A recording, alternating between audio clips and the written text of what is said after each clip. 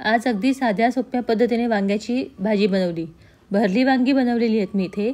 अगदी 10 मिनिटांमध्ये तयार झाली आणि इतकी चविष्ट झाली ना, की सगळ्यांना खूप आवडली. इतकी मस्त झाली. म्हणजे आपण पटकनही बनवू शकतो. याला वाटण वगैरे करायची काहीही गरज नाही पडत. तर आता मी इथे 2 कांदे चिरून घेतले. साधारण मीडियम साईजचे मी इथे 2 कांदे चिरून घेतलेले आहेत. बाकी काही कुठल्या गोष्टीची इथे फार गरज पडत नाही. 2 कांदे आणि थोडीशी कोथिंबीर मी इथे चिरून घेतली.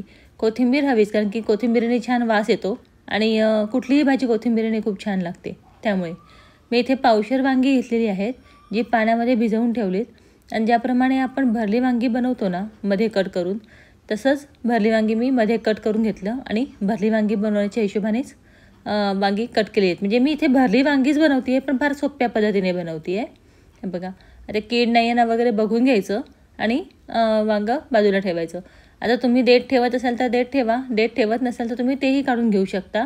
पण मी देठ ठेवते वांग्याला, कारण की छान दिसतं पण आणि देठही खायला खूप छान लागतं बरं का वांग्याचं. मी तेही खाते खरं तर.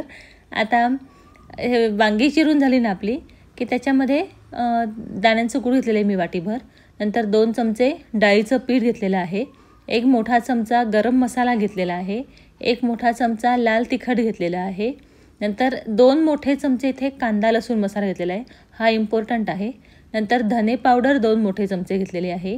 नंतर हळद अर्धा चमचा घेतलेली आहे आणि चवीप्रमाणे जेवढं वांग्याला लागणार आहे तेवढं मीठ घालून घेतलेलं आहे. नंतर मीठ नाही घालायचं, ह्याच्यामध्येच मीठ घालून घ्यायचं. आणि मग ह्याच्यावरती शेवटी ह्याच्यावरनं कोथिंबीर घातली. जी चिरली होती ना त्यातली अर्धी कोथिंबीर मी ह्याच्यामध्ये घातलेली आहे. अर्धी नंतर गार्निशिंगसाठी ठेवून द्यायची. आता छान व्यवस्थित हे सगळं मिक्स करून घ्यायचं, सगळे इन्ग्रेडियंट्स. आणि सगळं मिक्स करून झाल्यानंतर आहे ना, मग ह्याच्यामध्ये आपण 2 मोठे चमचे तेल घालून घ्यायचं. ह्याच्यामध्येच तेल घालून घ्यायचं, खूप छान लागतं. त्यामुळे हे सगळं आधी व्यवस्थित मिक्स करून घ्यायचं आणि मग ह्याच्यानंतर 2 मोठे चमचे तेल घालून घ्यायचं आणि मग पुन्हा एकदा छान मिक्स करून घ्यायचं. ह्याच्यामध्ये पाणी वगैरे किंवा कुठल्याही प्रकारचं वाटण वगैरे मी वापरलेलं नाही आहे. तर आता हे छान पुन्हा एकदा मिक्स करून घ्यायचं. कांदा लसूण मसाला आठवणीने घाला, कारण की तो लागतोच ह्याच्यामध्ये, कारण की त्याच्याशिवाय मग चव येणार नाही भाजीला. त्यामुळे तर कांदा लसूण मसाला तुम्ही जरा आठवणीने घाला. आता हे ज्या व्यवस्थित मिक्स झालं की मग हे जे वाटण आहे, हा जो मसाला आहे हा वांग्यामध्ये भरून घ्यायचा. आपल्याला भरली वांगी करतो ना आपण त्याप्रमाणेच. म्हणजे आपण आता मी परत सांगते, आपण भरली वांगीच बनवतो आहे, पण ती जरा वेगळ्या पद्धतीने बनवतो आहे. आता एक एक वांगं घेऊन ह्याच्यामध्ये हा मसाला सगळा भरून घ्यायचा. खूप सोपी पद्धत आहे. तुम्ही कसं म्हणजे सकाळच्या डब्याला वगैरे जरी म्हणलात ना तरी तुम्ही बनवू शकता. कसं असतं की तर वाटणाच्या भाज्या म्हटलं की सकाळ सकाळी जमत नाहीत आपल्याला टिफिनसाठी, किंवा घरी जरी खायला भाकरीच्या बरोबर म्हटलात ना तरी खूप छान लागते.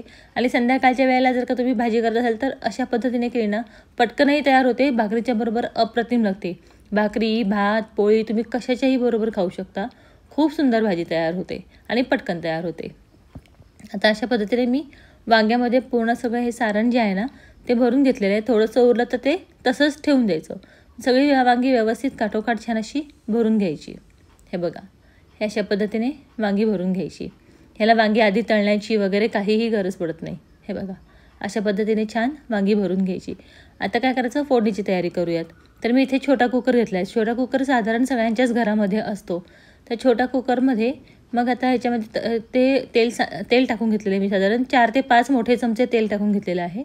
नंतर त्याच्यामध्ये मोहरी आणि जिरं घालून घ्यायचं. मग त्याच्यामध्ये थोडीशी हळद घालायची, कारण की हळद आपण आपल्या मसाल्यामध्ये पण घातलेली आहे, म्हणून थोडी हळद आणि थोडंसं तिखट घालायचं. तेलामध्ये डायरेक्ट तिखट टाकण्याचं कारण काय असतं, त्या वांग्याच्या भाजीला किंवा कुठल्याही भाजीला तरी छान येते.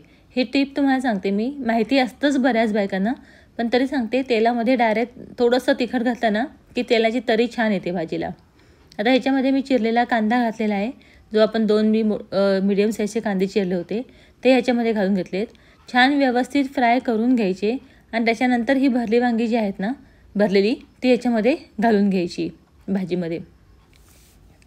कुकरमध्ये काय होतं, अगदी 1 मिनिटामध्ये वांगी शिजून तयार होतात. 1च शिट्टी दिली तरी भरपूर होते. जास्तीत जास्त 2 शिट्ट्या. 2 शिट्ट्याच्या वरती नक्कीच वांग्यांना शिट्ट्या करायच्या नाही, नाहीतर त्याचा पार गाळ होऊन जाईल. 1 किंवा 2 शिट्ट्या करायच्या. 2 शिट्ट्यांच्या वरती शिट्ट्या करायच्या नाहीत. लगेचच गॅस बंद करून घ्यायचा. तुम्हाला मी इथे आठवण करून देते, माझ्या चॅनलच्या रेसिपीज तुम्हाला आवडत असतील तर मला एक कमेंट नक्की करा. मला छान वाटतं तुमच्या कमेंट्स आल्या की. आता इथे सगळी वांगी घालून घेतल्यानंतर मग हा जो मसाला आहे ना, हाही वरून असाच घालून घ्यायचा. मसाला घालून झाल्यानंतर 1-2 मिनटं तो छान असा परतायचा वांग्यांमध्ये, म्हणजे तो मिक्स झाला पाहिजे. तर 1-2 मिनटं तरी हा मसाला छान परतून घ्यायचा. आता आपण इथे लसूण किंवा कांदा याची पेस्ट वगैरे जे वाटण असतं ते वाटण आपण याच्यामध्ये घातलेलं नाही आहे. आपण शॉर्टकटमध्ये भाजी बनवलेली आहे ही. तर ह्याच्यामध्ये काय करायचं, कांदा आपल्या आलं लसूण मिरचीची पेस्ट असते ना, ती पेस्ट ह्याच्यामध्ये 1 चमचाभर घालून घ्यायची, म्हणजे त्याचा छान असा एक खमंग लसणाचा वास येतो.